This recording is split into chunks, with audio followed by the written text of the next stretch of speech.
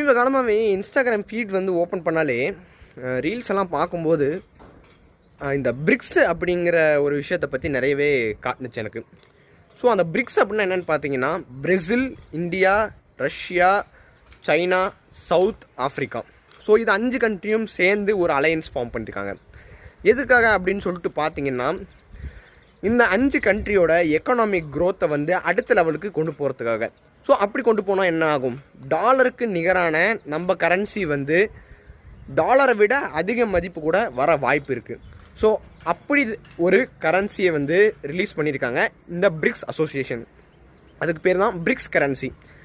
கிட்டத்தட்ட இந்த BRICS currency வந்து 16, 17, 18 டாலர் வரைக்கும் நிகரான ஒரு வேல்யூ கொண்டது. ஒரு பிரிக்ஸ் கரன்சி வந்து கிட்டத்தட்ட 1080 ரூபாய் அந்த அளவுக்கு வந்து இந்த பிரிக்ஸ் கரன்சியோட வேல்யூ இப்போதைக்கு இருக்குது. ஸோ ஏன் அப்படின்னு சொல்லிட்டு பார்த்தீங்கன்னா due to its supply demand rates in foreign exchanges அப்படின்னு சொல்கிறாங்க. ஃபாரின் எக்ஸ்சேஞ்சஸ் நடக்கும்போது நம்ம இந்த பிரிக்ஸ் கரன்சி வந்து ரொம்பவே டிமாண்டாக இருக்குது, ஓகேவா? ஸோ அதன் காரணமாக இந்த பிரிக்ஸ் கரன்சியோட வேல்யூ வந்து பயங்கரமாக அதிகமாக இருக்குது. நீங்கள் யாராவது பிரிக்ஸ் கரன்சியை உங்கள் கையில் வந்துச்சு அப்படின்னு சொன்னீங்கன்னா மறக்காமல் கமெண்ட் போடுங்க. வர வாய்ப்பு இல்லை எனக்கு தெரியும், வந்துச்சுன்னா மறக்காமல் அதை ஃபோட்டோ எடுத்து கமெண்ட் போடுங்க, இன்ஸ்டாவில் ஸ்டோரி போடுங்க. நீ தான்டா அடுத்த என்ன சொல்கிறது, சூனா பானா, நீ தான் அடுத்த சூனா பானா அப்படிங்கிற ரேஞ்சுக்கு ஆயிடுவீங்க பிரிக்ஸ் கரன்சிலாம் கிடச்சாதான். ஸோ இந்த வீடியோ உங்களுக்கு யூஸ்ஃபுல்லாக இருந்துச்சுன்னா மறக்காமல் சப்ஸ்கிரைப் பண்ணுங்கள், இன்ஸ்டாவில் பார்த்தீங்கன்னா ஃபாலோ பண்ணுங்கள். பாய் பாய்.